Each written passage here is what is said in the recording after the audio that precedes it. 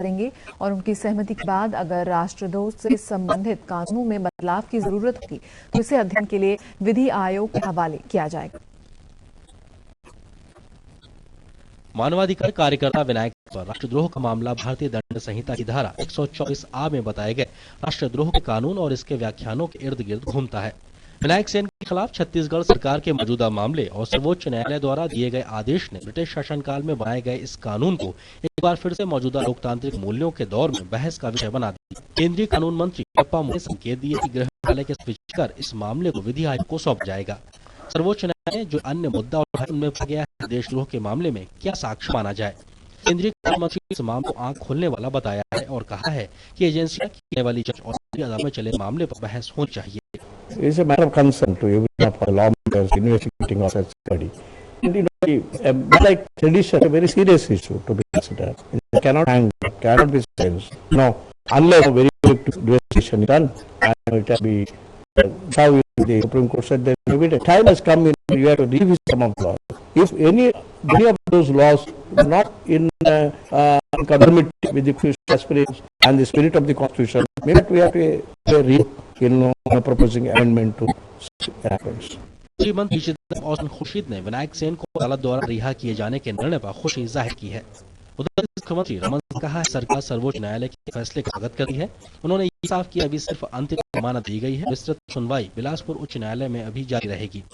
इस बीच supreme court के फैसले का वामपंथी पार्टियों सहित कई राजनीतिक दलों और सामाजिक संगठनों ने स्वागत किया है। साथ ही मौजूदा कानूनों को लोकतांत्रिक परंपराओं के मुताबिक बदलने की वक्त भी की है।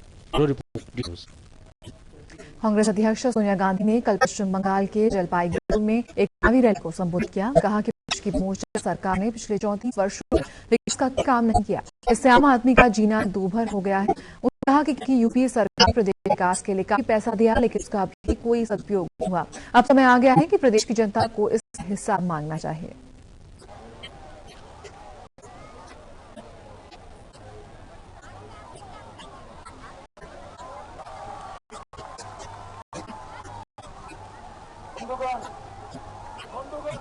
जो यहाँ 34 वर्षों से राज कर रही है उसने पश्चिम बंगाल की क्या हालत कर दी है।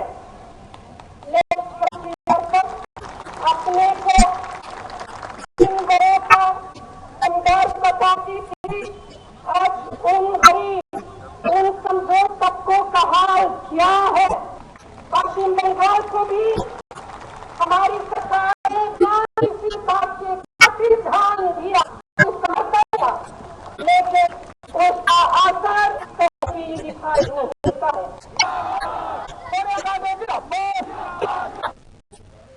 भारतीय जनता पार्टी के अरुण जेटली ने सीपीएम के नेतृत्व वाली पश्चिम बंगाल सरकार पर राज्य में कोई भी विकास कार्य न करने का आरोप लगाया है।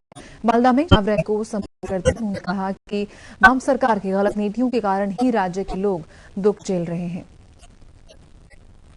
जहां अंग्रेज के जमाने में उपयोग हुआ करते थे, लेफ्ट फ्रंट की नीतियों की वजह से एक एक छोड़कर चला गया। जब उपयोग नहीं होगा तो रोजगार किन हाथों को कहां से मिलेगा। खेती के अलावा कर कम करने कहां से मिलेगा। भारतीय जनता पार्टी ने जम्मू कश्मीर के सभी 11 विधायकों को क्रॉस वोटिंग में शामिल होने को लेकर मंगलवार को दिल्ली बुलाया है। इस तरह बुधवार को जम्मू कश्मीर विधान परिषद के चुनाव में पार्टी के विधायकों ने क्रॉस वोटिंग करते हुए कांग्रेस और नेशनल कॉन्फ्रेंस के उम्मीदवारों के पक्ष में मतदान किया। बाद विधायकों पार्टी कमान के निर्देश पर विधानसभा से त्याग देने की घोषणा की। पार्टी प्रवक्ता ने बताया क्रॉस वोटिंग को गंभीर से लिया है और 7 विधायकों के विषय पर अगले सप्ताह फैसला किया जाएगा। अल्पसंख्यक छात्रों के लिए स्कॉलरशिप योजना में और पारदर्शिता सुनिश्चित करने के लिए सरकार ने ऑनलाइन स्कॉलरशिप प्रबंधन सिस्टम की शुरुआत उन छात्रों के लिए की जो तकनीकी कर रहे हैं। इस योजना की शुरुआत करते हुए केंद्रीय अल्पसंख्यक मंत्री ने एक ऐसे कदम बताया।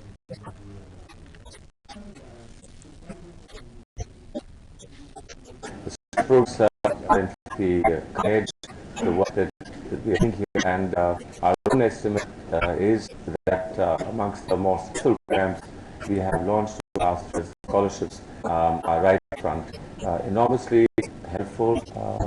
The message of delivery right across to the citizens.